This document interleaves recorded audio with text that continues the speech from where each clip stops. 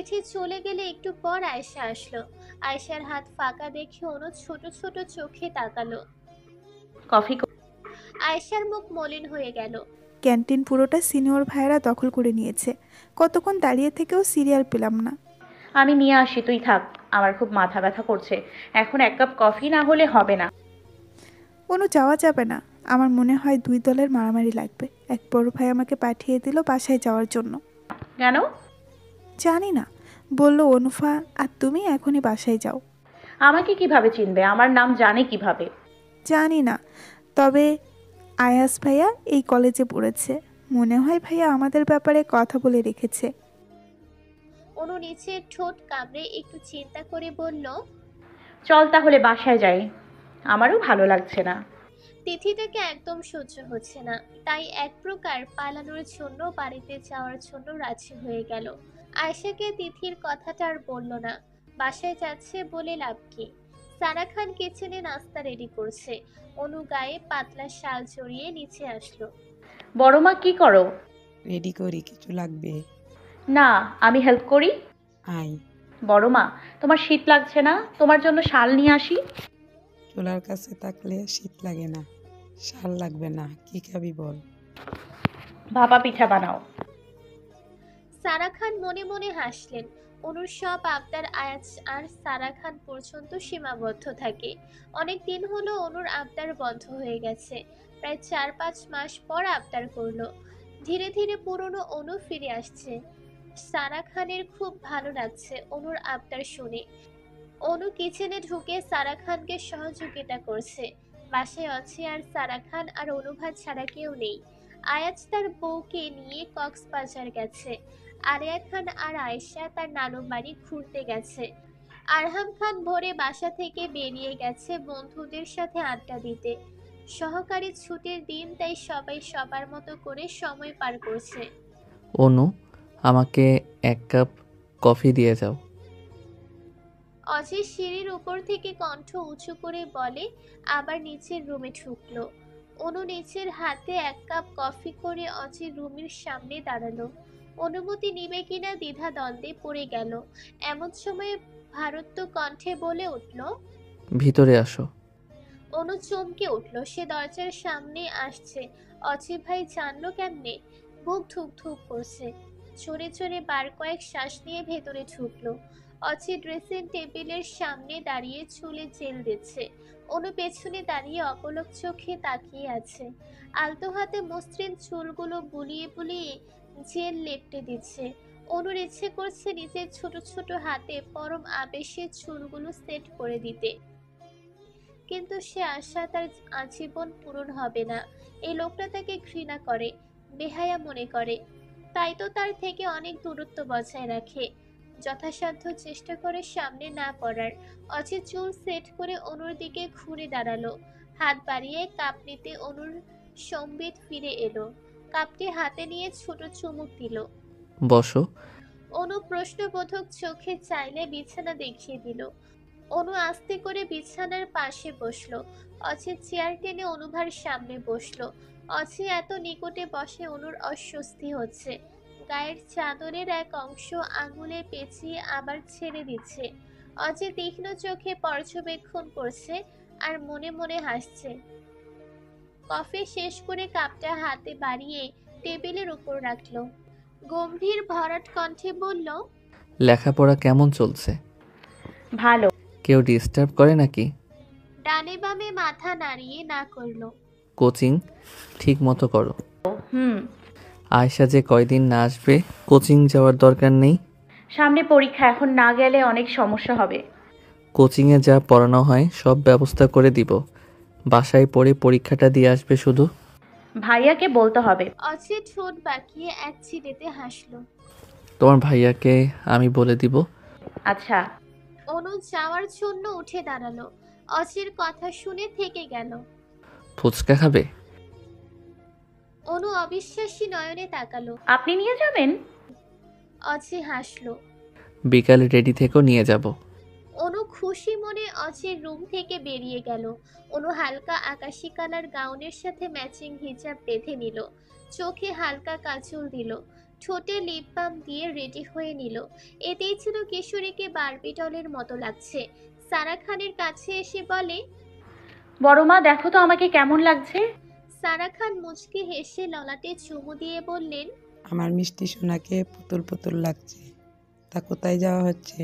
ও sorry বড় মা, তোমাকে বলতে ভুলে গেছি, আমাকে অজি ভাইয়া ফুচকা খাওয়াতে নিয়ে যাবে। আরে বাবা, তাই? অনু হেসে দিল। উপর নিচ মাথা নাড়িয়ে হ্যাঁ বলল। অচি রেডি হয়ে 2 হাত পকেটে ঢুকিয়ে সিঁড়ি দিয়ে ধীর পায়ে নেমে আসছে। অনু লজ্জারাঙা চোখে তাকিয়ে আছে। অচি হালকা ক্রিম কালার টি শার্ট সাথে কালো প্যান্ট পরেছে।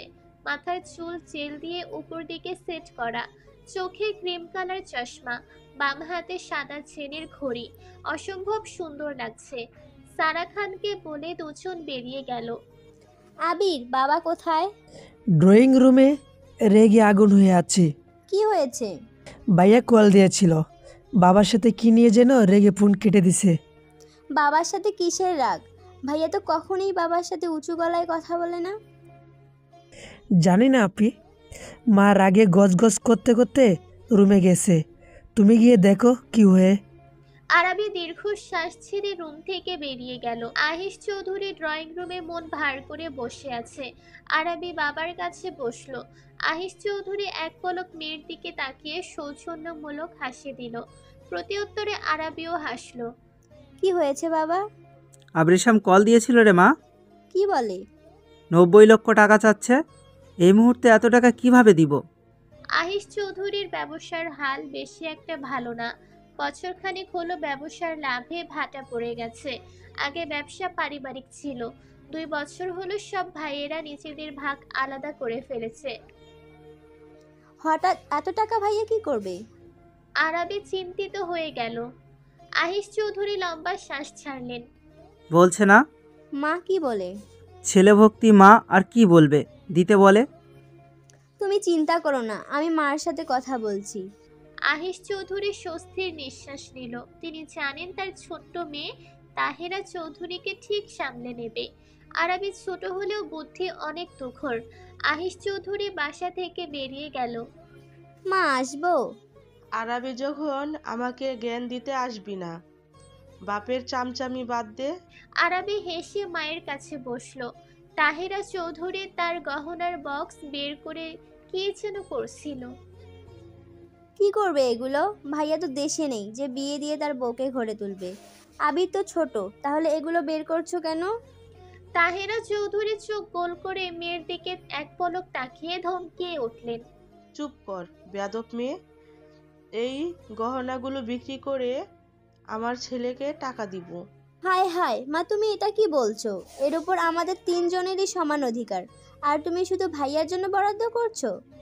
আরাবের কথার ধরন দেখে এক মুহূর্তের জন্য তাহেরা চৌধুরী বাকরুদ্ধ হয়ে গেল। এই মেয়ে বলে কি? এ তো বাপের কার্বন কপি। বিশেষ মুহূর্তেও কেমন হেয়ালি করছে। আরাবি মনে মনে হেসে কুটি কুটি খাচ্ছে। এই তুই তাহলে আহিস চৌধুরীর বেটি? মায়ের তাকানো দেখে আরাবি ভ্যাবাচ্যাকা খেলো। আরাবি ছটকা খেলো। মাকে বোকা বানাতে গিয়ে নিচেই বোকা বনে গেল। চেয়েছিল কথার জালে ফেলে মাকে সহজ করবে, সেখানে সে নিচেই আটকে গেল। কেন মা, সন্দেহ হচ্ছে নাকি আমরা এক বাবার সন্তান? ন্যাকামি বাদ দিয়ে বেরিয়ে যা। আরাবি বুঝলো এভাবে কথা বললে হবে না। ভাই এত টাকা দিয়ে কি করবে? জানি না, আবরিশাম চেয়েছে তাকে দিতে হবে। মা কেন পাগলামো করছো? বাবার ব্যবসার হাল তো জানো না। তাছাড়া ভাইয়া এত টাকা কেন চাইছে? কি করবে এসব না জেনে কিভাবে এত টাকা পাঠাবে? ভাইয়া ভুল পথে যাক এটা তুমি নিশ্চয়ই চাও না, কারণ না জেনে এত টাকা দেওয়া যাবে না। তাছাড়া বাবার ব্যবসা আগের মতো হলে এই টাকা দেওয়া কোনো ব্যাপারই ছিল না, কিন্তু এখন খুব খারাপ দিন যাচ্ছে। ছেলেটা কখনোই কিছু চায় না রে মা। আজকে হঠাৎ করে যে এতগুলো টাকা চেয়ে বসলো। তুমি ভাইয়াকে বাড়ির বিষয়টা খুলে বলো, দেখবে তাড়াতাড়ি চলে আসবে। ভাইয়া যদি বাবার সাথে ব্যবসার হাল ধরে, দেখবে সব পরিবর্তন হয়ে গেছে। তাহেরা চৌধুরী মেয়ের মুখের দিকে কৃতজ্ঞতার সহিত তাকিয়ে হাসলো। অনু আর অচি একটা লেকের পাড়ে আসলো। বড় নদীর একটা শাখা কেটে পার্কের মতো সাজিয়েছে।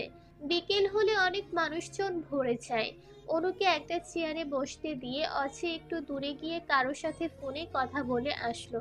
জায়গাটা কেমন লাগছে? অনেক সুন্দর। আপনি কিভাবে এই জায়গায় চেনেন? বলেই জিভ কাটলো। অজি মনে মনে হাসলো বোকা মেয়ের কথা শুনে। এখানে আমরা বন্ধু মহল অনেক আড্ডা দিয়েছি। জায়গাটা সুন্দর জন্য তোমাকে নিয়ে আসলাম। অজি 2 হাত পকেটে ঢুকিয়ে পানের দিকে দৃষ্টি নামিয়ে দাঁড়িয়ে আছে। অনু চোরা চোখে কাঙ্ক্ষিত পুরুষটির দিকে তাকিয়ে। অনু জানে এই পুরুষটিকে কখনোই পাবে না। সেদিন সারা খানকে স্পষ্ট করে বলে দিয়েছে, তবু অনুভূতিগুলো বেপরোয়া হয়ে গেছে। চারপাশ চাপা শ্বাস ছাড়লো। পেছনে অনাকাঙ্ক্ষিত কণ্ঠ পেয়ে সম্বিত ফিরে আসলো। তোমার এখানে? আমি তো খুঁজে খুঁজে হয়রান হয়ে গেছি। তিথির মুখে প্রশান্তির হাসি নিয়ে অনু আর আয়াছের সামনে দাঁড়ালো। অনু অবাক হয়ে অচির দিকে তাকালো। সে ভাবতেও পারেনি তিথি এখানে আসবে। যতটা আনন্দ নিয়ে এসেছিল তার থেকে দ্বিগুণ দগ্ধ হলো। সে ভেবেছিল অচিতাকে নিয়ে ঘুরতে বের হয়েছে, অথচ এখানে ক্লিয়ার হলো। ছোট্ট মনটা ভেঙে গুড়িয়ে গেল। অচি অনুভার দিকে এক পলক তাকিয়ে চোখ সরিয়ে নিল। তিথি বসো, একটু পর ফুচকা আসবে, দুজনে খেয়ে আমাকে ফোন দিও। আমি সামনে আছি। কোথায় যাবেন? সামনে একটু দরকার আছে, শেষ করে আসছি। আপনাকে ছাড়া আমরা একা একা ফুচকা খাবো? অজি ঈষৎ হাসলো। আমি ফুচকা খাই না। ফুচকার সাথে চটপটি হালিম আছে, চাইলে সেগুলো ট্রাই করতে পারো। অজির চলে যাওয়ার দিকে অনুভা অসহনীয় নয়নে তাকিয়ে গম্ভীর শ্বাস ছাড়ল। অজি লেকের কাছে এসেছে একটা মিটিং করতে। অনুভা বাসায় একা বোর হচ্ছে দেখে সাথে নিয়ে এসেছে। অনুকে নিয়ে মিটিং করার দৃষ্টিকটু দেখায় জন্য তিথিকে ডেকে এনেছে, যাতে অনুভাকে সময় দিতে পারে। অজিত যাওয়ার একটু পরে ফুচকার একটা স্টল আসলো। তিথি মন মতো ফুচকা হালিম খেলো, কিন্তু অনু 1 প্লেটের বেশি ফুচকা খেতে পারলো না। 1 প্লেটে অনেক কষ্ট করে খেয়েছে, গলা দিয়ে নামছিল না, তবুও পানি দিয়ে গিলে নিয়েছে। তিথি অনেক বলেও হালিম বা চটপটি খাওয়াতে পারেনি। তিথি আজ অনেক হ্যাপি। তিথি ভাবতেও পারেনি অচিতাকে ফুচকা খেতে রাখবে। প্রথমে অনুকে দেখে খারাপ লাগলেও নিজেকে দমিয়ে রেখেছে। অনুভা, তুমি তো কিছুই খেলে না। খেতে ইচ্ছে করছে না আপু। ও, আমি ভাবতেও পাইনি তোমার ভাই আমাকে ফুচকা খেতে লেকে আসতে বলবে। তোমাকে বোঝাতে পারবো না আমার কতটা আনন্দ লাগছে। তিথির মুখে উজ্জ্বল হাসি লেপ্টে আছে, দেখেই বোঝা যাচ্ছে সে কতটা খুশি। অনুভা নিজের অনুভূতি দাবিয়ে রাখলো। একে অপরকে যেখানে ভালোবাসে সেখানে নিজেকে কাবাবে হাঁটতে মনে হচ্ছে, তবে নিচের কিশোরী মন সহ্য করতে পারছে না। বুকের বাম পাশের ছোট্ট যন্ত্রটা অস্বাভাবিক কাঁপছে। অনু মনে বার কয়েক আওড়ালো তোমার ভাই তোমার ভাই। চোখের কার্নিশ ঘেঁষে 1 ফোঁটা অশ্রু আসলেও সংকোপনে মুছে নিল। ঘন্টাখানেক পর অচি আসলো। এই পুরো 1 ঘন্টা তিথির মুখে শুধু অচির প্রশংসা ছিল। অনু মারি কামড়ে সব শুনে গেল। খেয়েছো তোমরা? তিথি লজ্জা মিশ্রিত ছোট্ট উত্তর দিল, জি। অনুর দিকে তাকিয়ে বলল, তৃপ্তি হয়েছে? অনুভা মাথা নাড়িয়ে হ্যাঁ বলল। তিথিকে একটা রিক্সা ডেকে উঠিয়ে দিল। অনুকে নিয়ে একটা টং দোকানে আসলো। টং দোকানে একজন বৃদ্ধা বসা। অজিকে দেখে বৃদ্ধ লোকটি ফোকলা দাঁতের হাসি দিল। বাবা তুমি আহ এখানে বাহ। অজি অনুকে বসতে বলে নিচেও পাশে বসলো। চাচা 2 কাপ চা দিন, সাথে 2টা বিস্কুট। দোকানি চাচা 2 কাপ চা আর 2 পিস খোলা বিস্কুট দিল। অজি একটা অনুভার হাতে দিয়ে আরেকটা নিচে নিল। অনুভূতি, চার ভিতর বিস্কুট ভিজিয়ে খাও, অনেক মজা পাবে। চাচার দোকানের চা সেরা চা। অনু অবাক হয়ে অজিকে দেখছে। আজকের এই অজি অনুভার কাছে সম্পূর্ণ নতুন। অজি চায়ের কাপে বিস্কুট ভিজিয়ে খাচ্ছে আর চাচার সাথে কথা বলছে। অজির খাওয়া দেখে অনুভা চার ভিতরে বিস্কুট ভিজিয়ে মুখে দিল। সত্যি খুব ভালো লাগছে। চার স্বাদ আলাদা, বিস্কুটটাও কেমন যেন আমৃত্যু লাগছে। অনু বিস্কুট ভিজিয়ে মুখ দিয়ে চোখ বন্ধ করে খেয়ে যাচ্ছে। অছি বাঁকা চোখে চেয়ে দেখছে আর মিটি মিটি হাসছে। অনুভার হাসি দেখে বুকের ভেতরটা শীতলতায় ভরে গেল।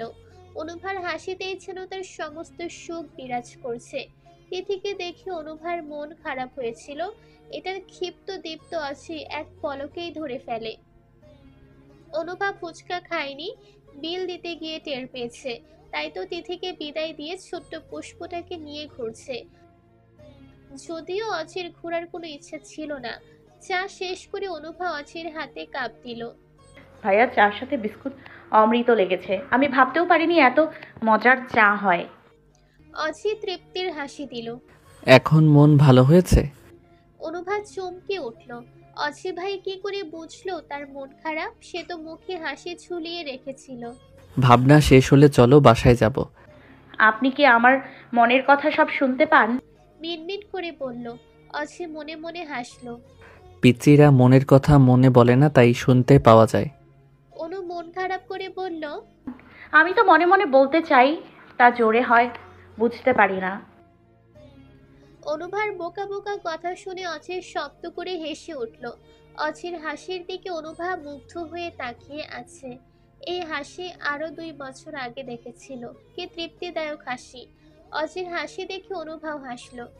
অনুভা মাগরিবের নামাজ পড়ে গায়ে মোটা শাল ছড়িয়ে ছাদে আসলো। সারা খান অসুস্থ, হাই প্রেশার, নামাজ পড়ে শুয়ে গেছেন। আয়াজ আর আয়রা 2 দিন পর আসবে। আয়শার ঠিক নেই। অচি অফিসে অনেক বিজি হয়ে গেছে। অনুভার সারাদিন একা একা ভালো লাগে না। কাছের মেয়েগুলো কাজ নিয়ে ব্যস্ত। খোলা ছাদে ঠান্ডা বাতাস বইছে। ঠান্ডায় নাক মুখ শক্ত হয়ে গেল। সেদিকে অনুভার খেয়াল নেই। আয়াত খানের দেওয়া ফোন বের করে আয়াসকে কল দিল। কয়েকবার রিং হওয়ার পরেও আয়েশা ধরল না। নাহিদাকে কল দিয়ে বন্ধ পেল। অনুর চোখ লাল হয়ে গেল। আরাবিকে কল দিল। একবার রিং হওয়ার পর রিসিভ করলো। অনু পাখি কেমন আছে? অভিমান করে বলল। অনুভা কেউ খবর নেয় না। ইয়া আল্লাহ, এত বড় কথা! আমার অনু পাখির কেউ খোঁজ নেয় না, তার মানে কি? এত বড় অন্যায় সহ্য করা যাচ্ছে না। আপনি ঢং করো না তো, আমার ভালো লাগছে না। আর তুমি মজা নিচ্ছ? আচ্ছা আচ্ছা, এখন বলো কেমন আছো? ভালো আছি আপি, তুমি কেমন আছো? আলহামদুলিল্লাহ ভালো। কি করছো পাখি? ছাদে আসছি। এই ঠান্ডার মধ্যে ছাদে কেন? অসুস্থ হবে তো। নিচে যাও আপু আমার। মোটা শাল জড়িয়ে আসছি। বাসায় কেউ নেই, আমার একা একা ভালো লাগছে না। বড় আন্টির কাছে যাও, গল্প করো। বড় মা অসুস্থ, প্রেশার বেড়ে গেছে। ও, ডক্টর দেখায়নি?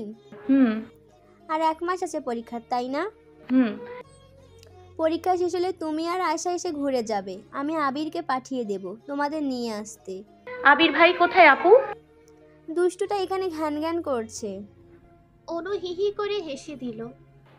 ঘ্যান ঘ্যান করে কেন? ফিডার খাবে নাকি? ওই অনুভূত, তোর মাথায় মগজ খাবো। ছি ছি আবির ভাই, তুমি মানুষ খেকো কবে হলে? তোকে দেখার পর থেকে।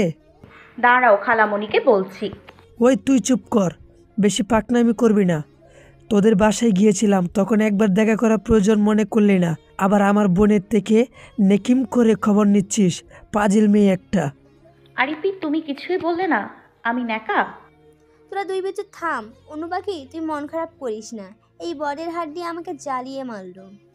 আবির ভাই ঘ্যান ঘ্যান করে কেন বললে না যে? বলদটা পরীক্ষার পর বন্ধুদের সাথে ঘুরতে যাবে, তার লাইন ক্লিয়ার করে দিতে বলছে। কোথায় যাবে? এখনো ঠিক হয়নি। আরাবির সাথে কথা শেষ করে নিচে আসলো। অনু সারা খানের বিছানার উপর আয়েশ করে বসে আচার খাচ্ছে। 1 চামচ মুখে পুরে চোখ বন্ধ করে মাথা দুলিয়ে দুলিয়ে খাচ্ছে।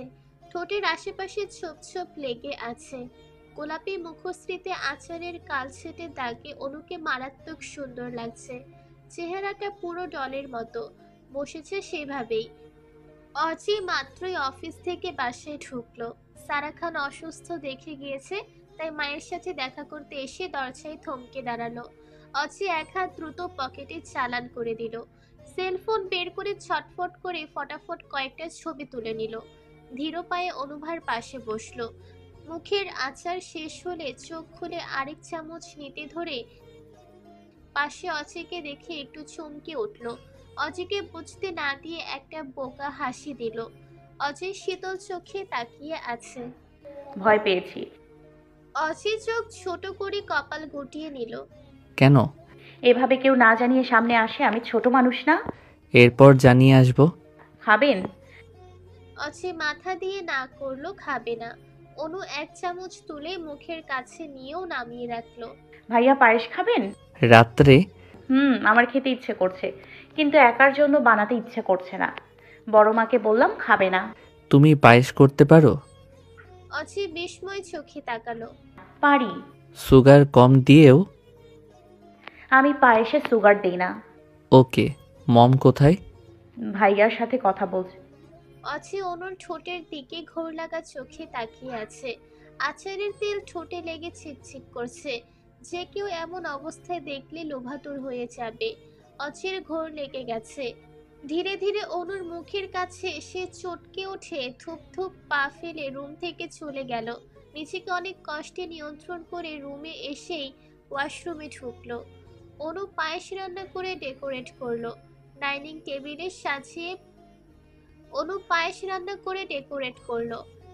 টেবিলে সাজিয়ে রেখে আরহাম খানকে কল দিল। আসসালামু আলাইকুম বড় বাবা। ওয়ালাইকুম আসসালাম। আম্মা, কি খবর আপনার?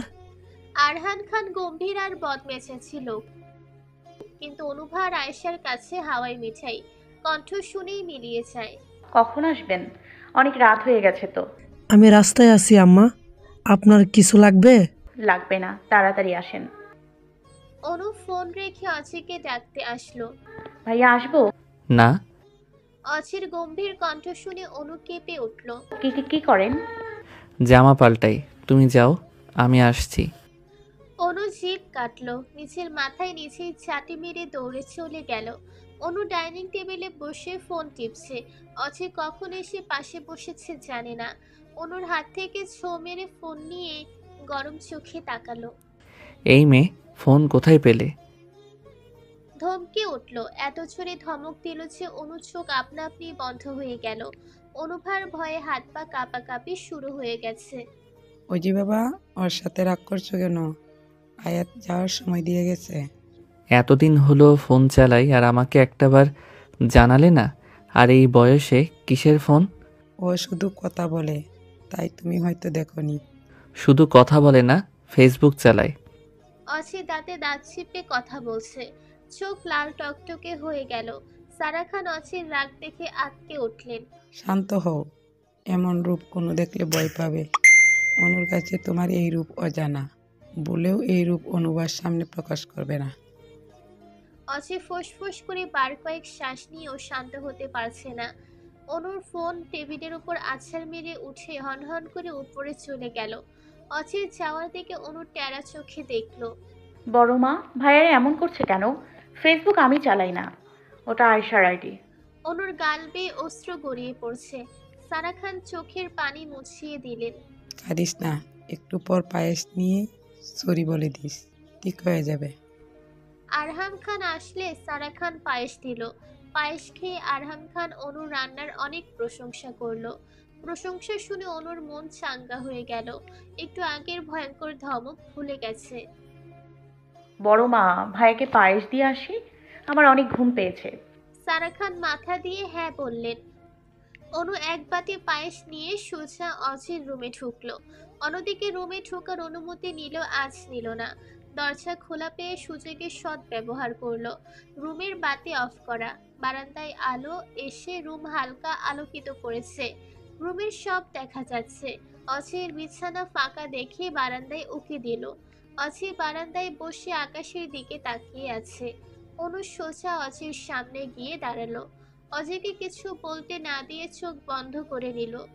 ভাইয়া, আমি ফোন নিতে চাইনি, আব্বু আমাকে জোর করে দিয়ে গেছে। ফেসবুক আইডি আয়েশার, আমাকে অন করে দিয়েছে। আমি কিছুই পোস্ট করি না, মাঝে মাঝে একটু দেখি। এরপর আর ফেসবুক ব্যবহার করব না। সরি। তবু আমার হাতের রান্না করা পায়েস খান প্লিজ, আর ফটাফট প্রশংসা করুন। একদমই কথাগুলো বলে থামলো। চোখ পিট করে খুলে অচির দিকে তাকিয়ে বোঝার চেষ্টা করলো অচি এখনো রেগে আছে কিনা।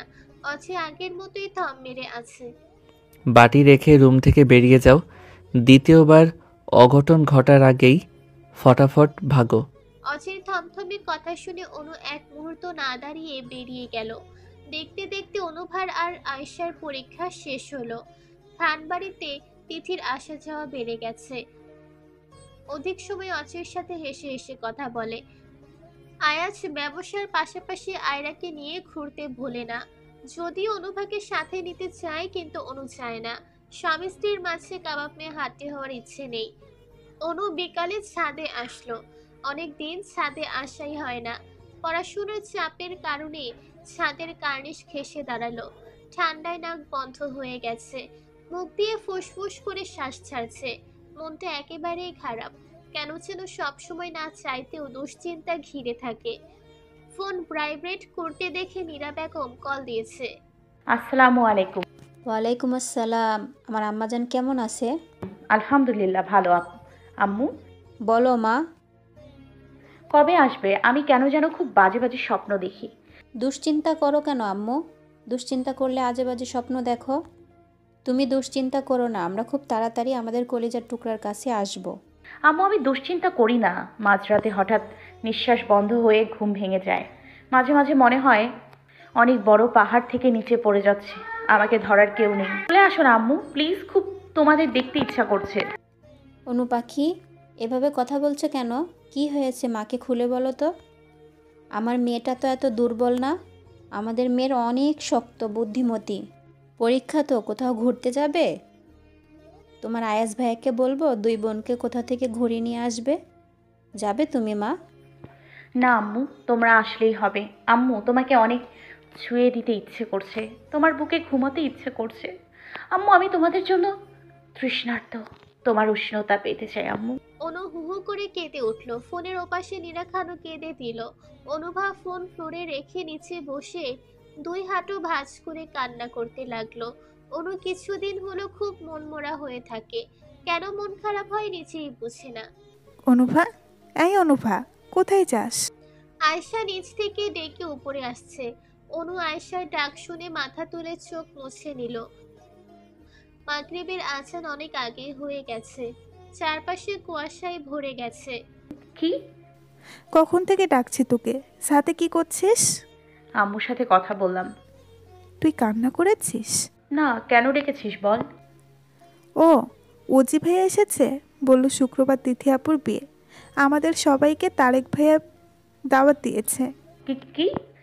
অনু উত্তেজিত হয়ে জিজ্ঞাসা করলো। আয়শা কিটকিটিয়ে হাসছে। আয়শা ভালো করেই জানে এই মেয়ে তিথি আপুকে একদম সহ্য করতে পারে না। এটাও জানে অনু অজিকে ভালোবাসে। ছোট থেকে 2 বোন একসাথে বড় হয়েছে, তাই একজন আরেকজনের মনের কথা খুব সহজেই বুঝতে পারে। আপুর বিদায় হবে রে অনু, তোর অজি ভাইয়াকে তোর থেকে কেউ কেড়ে নিতে পারবে না। অনুভা লজ্জায় চোখ নত করলো। হয়েছে, আর লজ্জা পেতে হবে না। আমি জানি আমাদের অনুভা প্রেমে পড়েছে, এমন একজনের প্রেমে পড়েছে তাকে দেখলে ভয়ে হিসু করে দেয়। অনু হেসে আয়শাকে মারতে লাগলো। 2 বোন ছুটতে ছুটতে নিচে নেমে গেল। নীরা খান আয়াত খানের সামনে চুপ করে বসে আছে। আয়াত খান অনেকক্ষণ হলো কথা বলার চেষ্টা করছে, কিন্তু নীরা খান একটা কথাও বলছে না। নীরু, কি হয়েছে আমাকে বলো। না বললে কিভাবে বুঝবো কি হয়েছে? আম্মাজানের সাথে কথা বলেছে? নীরা খান কেঁদে দিল। আয়াত খান আশ্চর্য হয়ে প্রিয়তমাকে বুকে আগলে ধরলেন। আম্মাজানের কি বলেছে? অনু ভালো নেই আয়াত, আমার মেয়েটা একদম ভালো নেই। কি হয়েছে? অসুস্থ? আমাকে তো বাসা থেকে কেউ বলল না। অনুকে কল দিয়েছিলাম, মেয়েটা খুব কান্নাকাটি করছে। আমার মেয়েটার কান্নার স্বর স্বাভাবিক ছিল না। আয়াত আমি দেশে যেতে চাই, প্লিজ ভিসার ব্যবস্থা করো।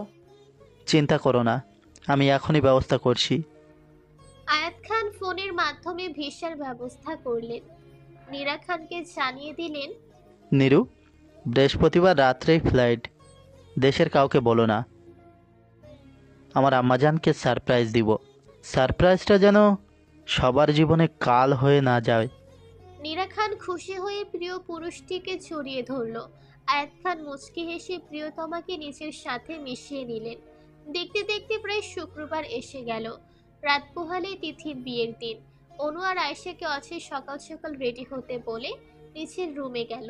অনুভার আর আয়েশার তিথির বিয়েতে কোন ড্রেস পরে যাবে এ নিয়ে দুই বোন আলমারির সমস্ত জামা কাপড় বের করে ছড়িয়ে ছিটিয়ে রাখলো। অনেক রাত হয়েছে, তবুও দুই বোন জামা সিলেক্ট করতে পারলো না। হতাশা হয়ে বিছানায় বসে পড়লো।